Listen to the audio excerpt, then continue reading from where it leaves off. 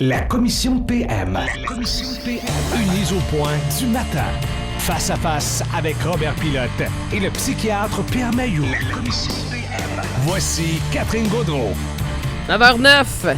Écoutez, de ce matin, Isabelle à l'hymne national ce soir. Michel Villeneuve s'est engagé à venir aux Ex cet été, faire le lancer protocolaire sans règle des dossiers dans cette émission-là. À 9h09, on les accueille officiellement. Robert, Dr Mailloux, bonjour. Allô? Bonjour. Tu ris? Non, ben, ça va tellement vite. Ça roule. C'est incroyable. J'ai fait Guillaume Lemaitre-Vierge, j'étais là, en pamoison devant le Dr Mailloux. Ah oui? Oui, non, c'est Bon. vrai. Il avait hâte de le voir, de poser des questions. C'est correct, ça? Sur la belle vie. En tout cas, je pense qu'il y a une pièce de théâtre avec quelqu'un qui n'est pas dépressif, qui est en burn-out. Intéressant. Puis, c'est drôle, il m'a inspiré. Je me cherchais un sujet un matin, c'était tranquille. Ouais. Fait que... tranquille? Ouais, tu trouves ça Non, mais pour moi, dans mon esprit. Dans ton esprit, Pour moi, ok. c'était Là, tranquille. on va le réveiller, ton esprit. Là. C'est que, non, tu sais, à un moment donné, quand Eh t'arrives, boy. il faut que tu fasses une entrevue comme ça. Oui, à brûle pour point. À brûle pour c'est sûr point. que ça déstabilise. Préparer une petite émission spéciale pour les cataractes Oui. aujourd'hui, etc. J'ai moins eu le temps de regarder ça. Mais le burn-out, Oui. c'est sorti de ma bouche.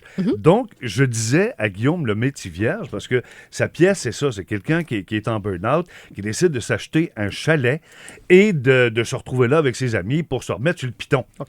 Puis là, je lui disais dans l'entrevue tantôt, que je vais passer dans Midi Plus, je lui disais, il y a deux affaires qui ont le dos large. Tu sais, des maladies dans notre société, là, la gastro puis le burn-out. Ah ouais? Oui. OK. Non, mais il y en a qui se retrouvent avec la maladie, je sais pas, épuisement professionnel. Ouais, c'est un épuisant professionnel. Ouais. Épuisement professionnel. Appelle ça comme tu voudras.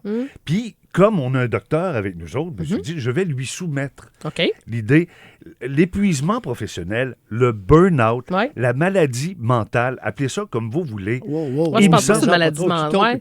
Ben, on va démêler des choses, Qui justement. trop là. embrasse mal. Non, mais je vais juste finir Ouais. ce que j'ai à dire. Oui. J'ai comme l'impression aujourd'hui qu'on saisit mal de quoi il s'agit, OK. puis que on va signer des papiers de libération pour prendre des congés maladie OK. parce qu'il s'agit d'un burn-out. Le burn-out, moi, je serais pas capable de définir ce que c'est. Ben, c'est ça. Ben, peut-être que le docteur Mailloux peut nous aider. C'est de l'épuisement professionnel? Relativement rare. Ah Alors, ouais? on saisit mal, Robert, on saisit mal ce qu'est le burn-out. OK. Question que je vous pose, est-ce qu'il est possible qu'on veuille mal saisir ce qu'est le burn-out? Peut-être. Mais donc, est-ce que c'est un Et, début? et si oui, pourquoi? Mais c'est une dépression, d'abord? Ben non, hey, wow, on arrête. Ben, là. Non, mais... Ben, il y a quelque chose, ben, il y a Il y a énormément de personnes souffrantes qui déplacent sur leur travail leur souffrance intérieure. Deuxièmement, il y a énormément de personnes qui ne sont pas à leur place. OK, mais sinon, mais dans les symptômes, C'est les deux. c'est quoi? C'est les deux principales. Si tu te considères soit en burn-out ou je sais pas que là, je sais plus quel terme C'est utiliser. ça. Alors, la personne n'est pas bien, elle peut être souffrante, elle peut être bouleversée et souffrante. Et généralement, c'est des souffrances qui originent de l'enfance. Les personnes qui ne sont pas à leur place, souvent, c'est en relation avec l'enfance. Mauvaise connaissance de soi. Mais donc, tu peux pas Comment être. se fait-il que des individus... Pardon? Tu peux pas être en arrêt de travail pour épuisement professionnel. Ben, Non? si tu aimes ton travail, tu es à ta place, tu vas être dur à épuiser. Non, mais est-ce que Ouais, le mais seul traitement possible, c'est l'arrêt de travail, Ouais, le justement, repos, le congé? le- Va-t'en à la maison, puis je vais te prescrire des pilules? Mais les pilules, pourquoi les pilules, Robert? Ben, je sais pas, il y a trop une petite pilule, une petite granule. Moi, je reprends l'expression pour...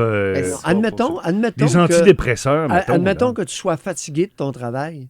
La Ouais. pilule va faire quoi? Ben, je sais pas, c'est vous le médecin.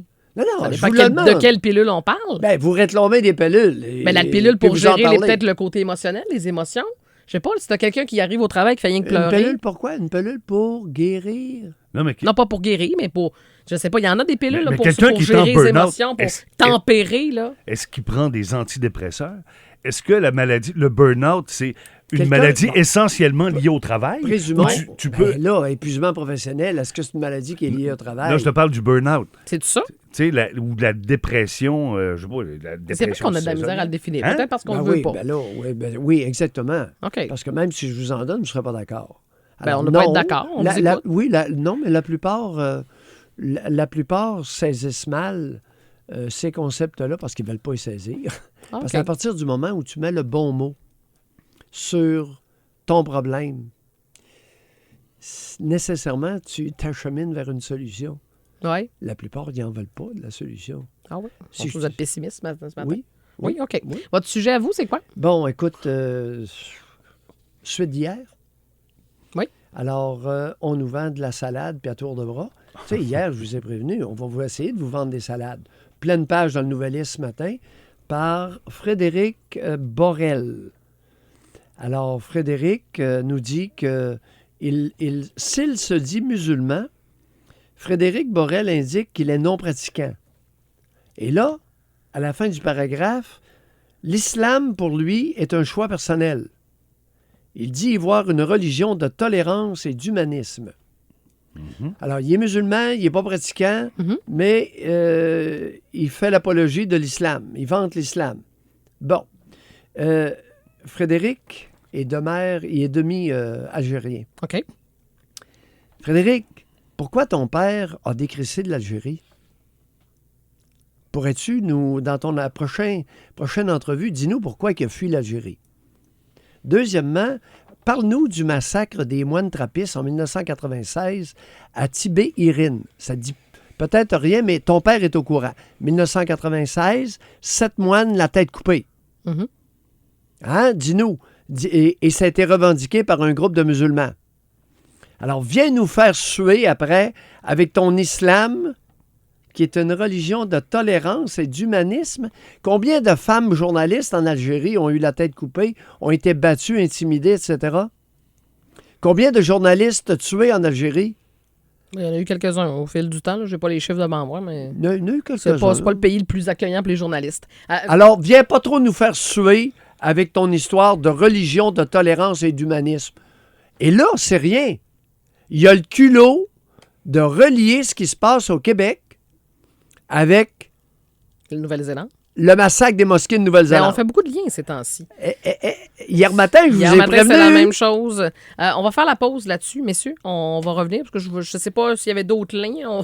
Non, j'en ai assez pour ce matin. Là. Assez, bon, Avec 2 matins de suite, je commence à être défrisé OK. là, dans mes parties intimes. OK, on va une courte pause. On revient 3 minutes. 9h19, dernier segment de cette commission PM. Je peux-tu juste amener, avant de poursuivre avec les sujets du jour, Oui. une petite pensée personnelle Vas-y donc. à propos des chauffeurs de taxi, surtout dans la région de Montréal, ça s'est bien passé à Trois-Rivières. Oui. Mais prenez votre voiture, vous deux, là, toi Pierre t'en prends une, toi tu prends la tienne, puis tu t'en vas sur l'autoroute ici, OK? Oui. Puis parce que tu manifestes, parce que toi tu penses qu'on devrait virer à gauche plutôt qu'à droite, et là vous immobilisez votre voiture sur l'autoroute, tranquillement pas vite, tu paralyses la circulation.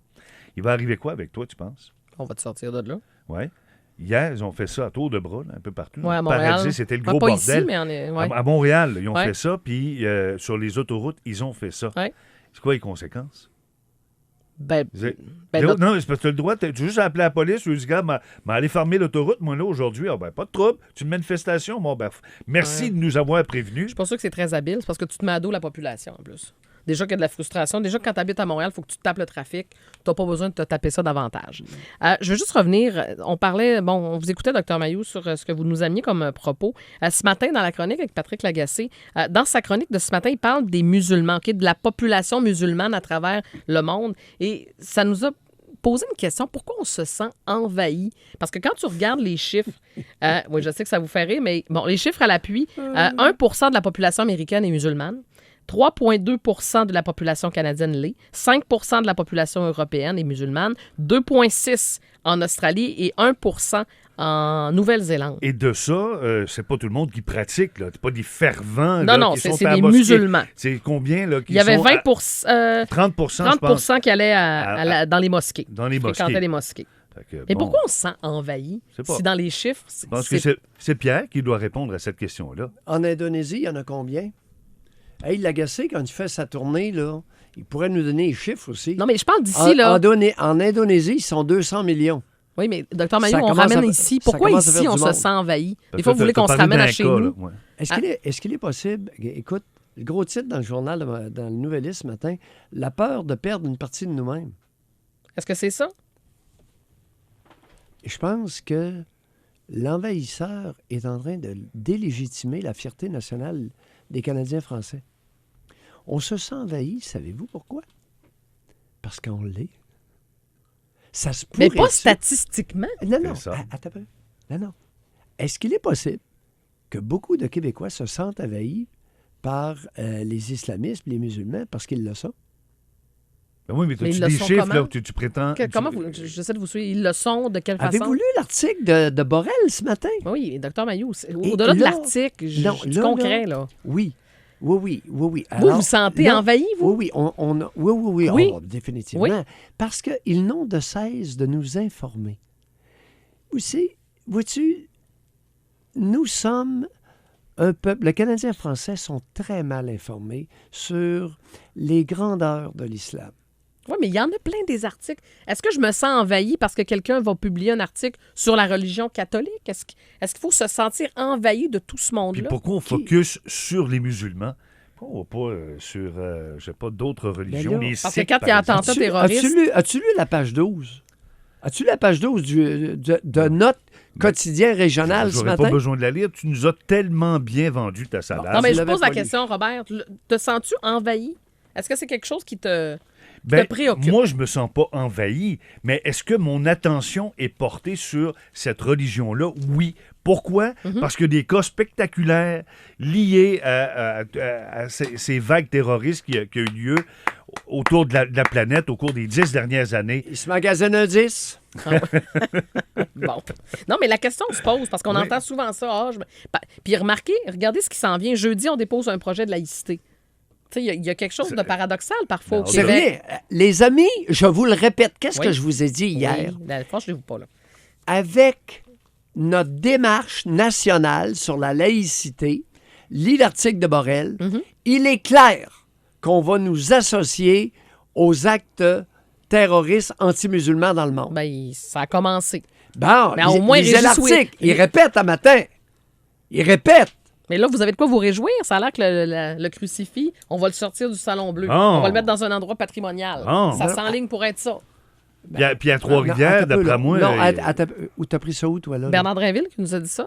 Il y a une rencontre du caucus des caquistes ce soir. Ils vont se prononcer là-dessus. Oh. Alors, on attendrait le dépôt du projet de loi sur la laïcité. Par la suite, on dirait on le sort du Salon Bleu et à l'Assemblée nationale, on trouve une belle place avec le décorum puis tout. Tu vois? Je vais y croire quand je vais le voir. Ben, vous y croirez quand vous le verrez, mais c'est ça. possible. Pendant les croisades, on disait « crois ou meurs Oui. Hein? Ça s'enligne de même. Docteur Mailloux, vous lui donnez combien, Robert? 10. 10! Robert. Arrête de niaiser. Là. Mais as-tu entendu l'envolée d'une Oui, mais- précision chirurgicale, Oui. Au départ, il d'une inquiétude nationale? s'enlignait pas pour un 10. Vous Non. l'avez applaudi. Combien tu lui donnes, Robert? Écoute, non, je peux pas Embarque lui pas donner de là-dedans, hein? note. Moi, Non, je lui tu donne la pas de suspends. note. Note suspendue. OK. Parfait. Merci, monsieur. Il se replia dans ses terres. On vous retrouve dans quelques instants avec José, Robert, à 11h. Entre autres, une partie spéciale Oui, sur oui. les cataractes On a ce des midi. billets à donner, là. Parfait. 11h, vous manquez pas ça. Il y a marche des travailleurs du syndiqué de l'Abbaye aussi. Claude est sur le terrain pour parler à Robert aux alentours de 11h. Premier match local à la maison au centre Gervais Auto. 19h ce soir. On vous donne rendez-vous. Bon match et on se dit à demain.